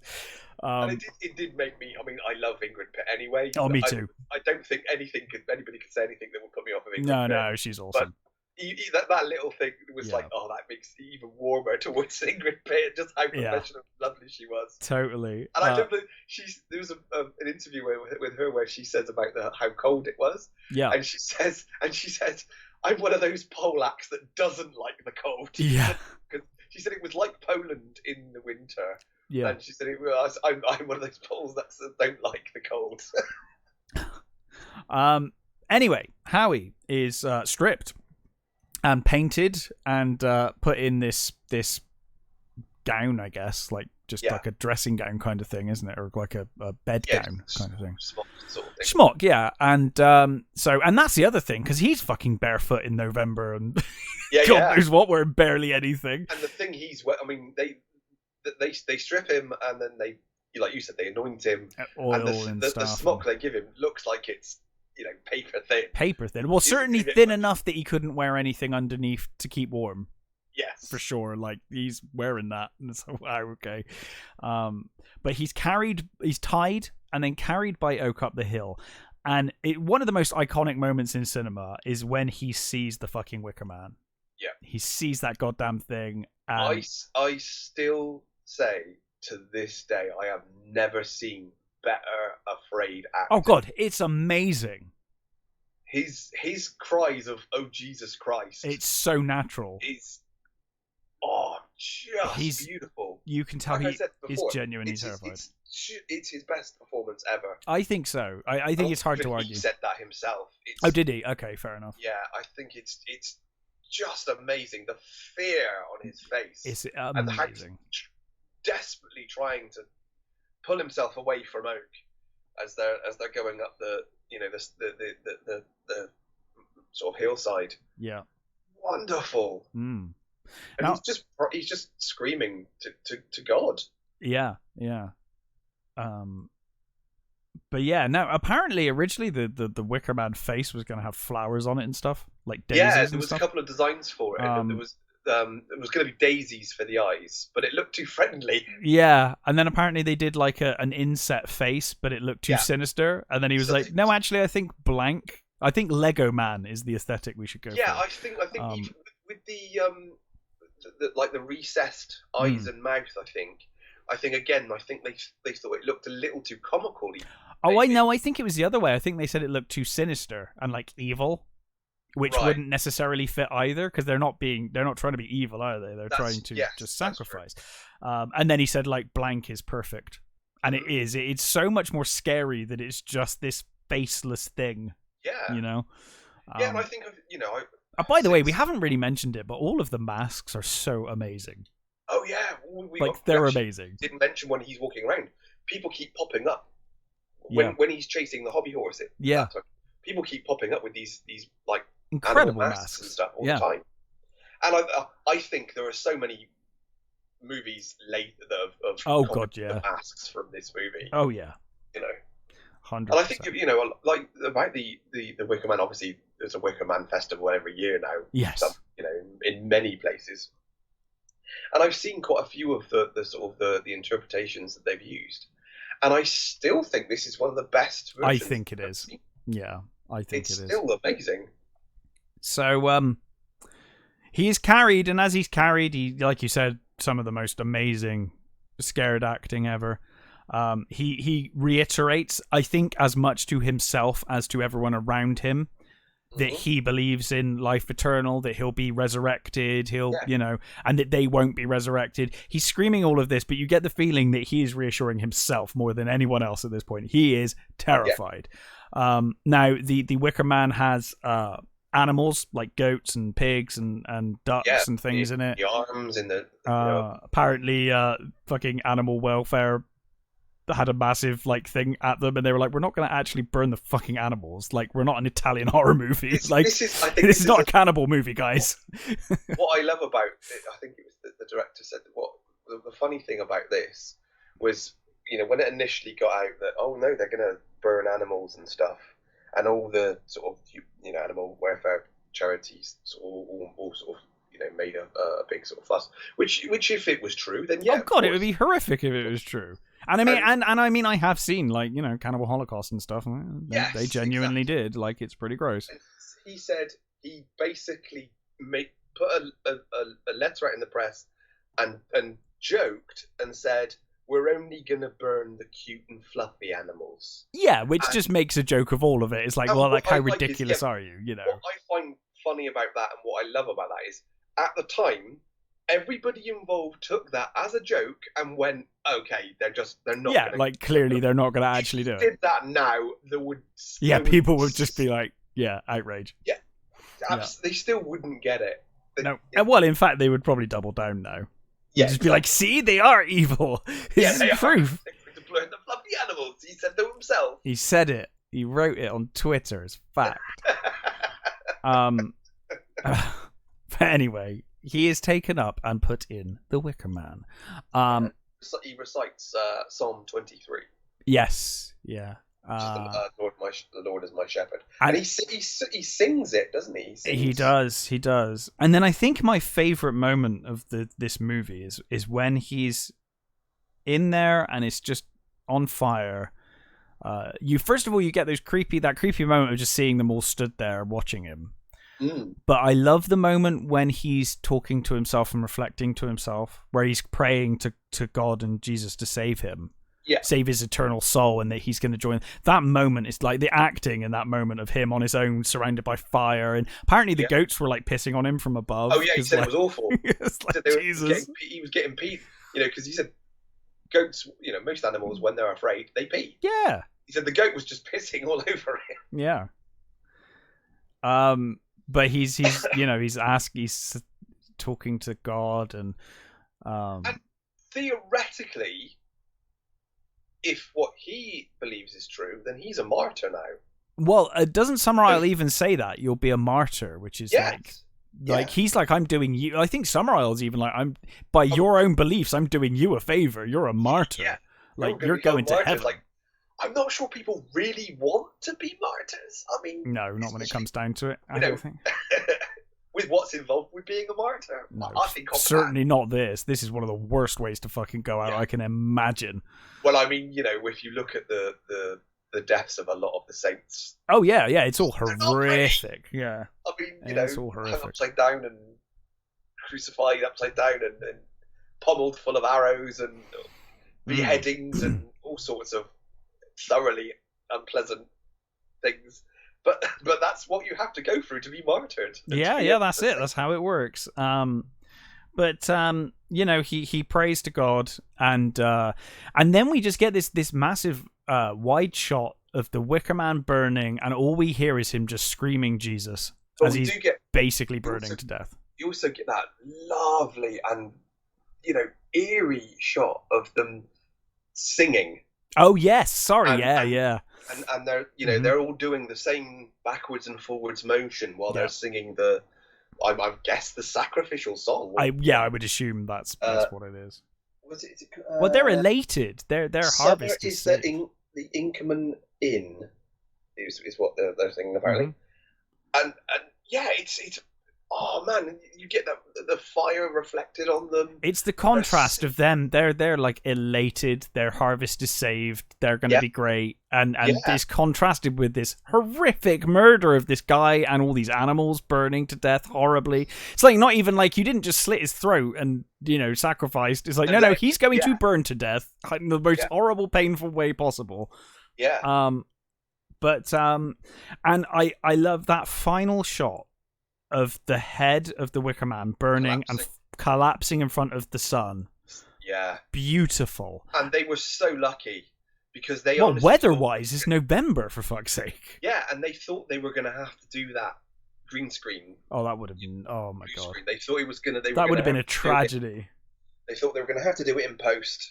But they were so lucky. And it was, they only had like one prop, so yeah, it's a one-take deal. It was utterly perfect. Like I said, as it just collapses and you get that beautiful sun, and the fact that they then hold on that shot and put the credits over the top of it, amazing. Yeah, what an end to a movie. I mean, it is. Even when I first watched this film, like it's such a shocking ending. Yeah, like it's horrific. Even when you watch it now, it's not gratuitous. It's not gory. It's not like the fucking remake when they do the bees thing and all that shit is all really cheesy and over the top and stupid. But here, it's just knowing what's going to happen and knowing what's happening to this guy is just horrific. Yeah. And I think and seeing a man who has. Even with a horror, I think you accept a bad ending in a horror movie easier than you would other genres. But as I said, the first time I saw this, I was convinced that someone was going to come and save him. Yeah. Convinced that at some point something would happen, or he would, the fire would burn the back out and he could escape through the back or something. Yeah, like it would fall apart. Like jumping into the ocean and escaping that way or something, you know what I mean? Mm-hmm. But no. You get no such Yeah, like he'd escape and then everyone would turn to Lord Summer Isle as the next sacrifice or something, and that would be like his just desserts. And they did write a sequel where how he survived. Oh God, how I don't know, but then it was supposed to be like him coming back, and there was it was going to be all this other stuff, and it sounds interesting, but I'm glad they didn't do it. Yeah, I'm glad it never got further than that. Sounds a bit Gladiator 2 to me. Yeah. Well, we've got that coming. Oh, I can't wait. Just the perfect ending. Shocking, horrific, fantastic. I love this movie. I genuinely, and rewatching it, it is just.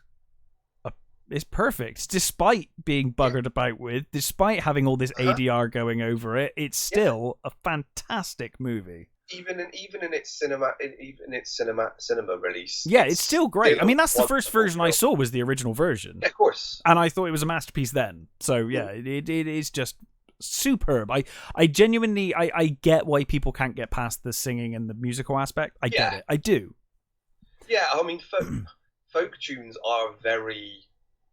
Are quite niche, aren't they? Really, they are. But it's the culture that this movie takes place in. It makes perfect sense, From that perspective, I think it just adds to the feel of the movie and the tone and the and the immersion into that world. It's like everything. You're not going to hear, 70. You're not going to hear like Rainbow or Deep Purple playing, on Summer Isle. Why would you? There's a couple of Hawkwind tracks that would definitely work. Oh yeah, there are, certainly. But that's not the they're meant to be this isolated community. They don't go on the mainland. They wouldn't be, contemporary music wouldn't be a thing for them. They're isolated. They have songs that have been passed down to them from their ancestors. Because obviously we've also visited the graveyard, so we know they've been here for a long time. Yeah. Like, those graves are not new. They're fucking old, some of those graves. So, they've clearly been there a long time. The broken church, says it, shows things. Yeah. Oh, yeah, sorry, of course, the broken church as well, yeah. But, an absolutely wonderful film. Is there anything else you wanted to say about The Wicker Man? Don't watch the remake. I think it's a perfectly great movie. I would advise people, if they hadn't, avoid the remake like the plague. Watch, look up the highlights on YouTube if you want to laugh, because there are funny moments, right? But the thing people forget is that movie is really fucking boring. Aside from those funny moments, it's just dull and crap for hours. When I eventually did get round to watching it, I could see that there was some nice. You can see. I can see what they were going for. It just misses spectacularly. Yeah. And it's it's just a big meme of a movie, really, isn't it? It is, yeah. But it's very boring. Like a lot of bad movies that people think are hilarious. It's like, the bits are funny, but the bits in between are just really annoying and terrible and dull. It's not laugh a minute. No, and it's not even, even with the actresses you've got on it, it's got a great cast. Yeah. Yeah. I mean, Nick Cage is great. Veteran actresses and Ellen, is it Ellen Birkin or Ellen Burstyn? Ellen Burstyn, isn't it? I think so. I can't remember. It's been a long time since I watched that movie. I don't intend to rewatch it. So, watch the original. Watch the original and Ellen Burstyn. Yeah. Frances Conroy, Molly Parker, Lily Sabowski. I love all those actresses. They're all great actresses. But they just could not. But it's shit. Script, direction, and the actors are not at fault. No. But yeah, this movie, absolutely 100% recommend. And then of course we've got The Wicker Tree. Don't like it. A sequel. Don't like it. No, it's not. As I said, I think this movie, the Wicker Man, is amazing, and it's incredibly well directed.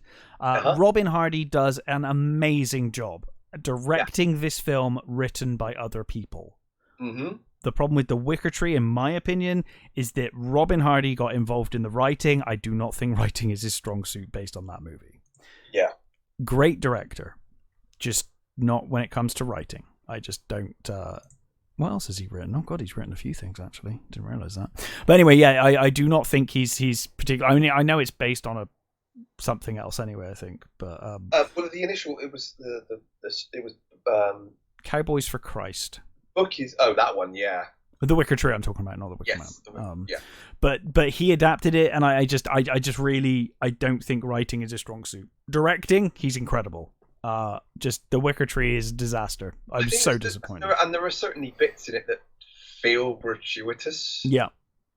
It doesn't have the same effect. No. The scenes of Willow dancing. They're needed. It's purposeful and very well done, and I think needed in that movie. It is needed because the whole thing is temptation. It's all about his temptation and not getting into temptation. I think the scenes in The Wicker Tree felt like they were there for just titillation, really. Yeah, I agree. Which, to be honest, it's fine. It's fine in the right movie. Yeah, I think it's. The Wicker Tree is just not a good movie. No. I would not recommend it. But anyway, highly recommend The Wicker Man. Mm-hmm. We'll be back next week talking about. I think you're going to watch Guardians, right? So I am going to watch Guardians 3. Yes. I'll find some stuff to watch before then. But until then, stay safe, take care, and we will catch you next time.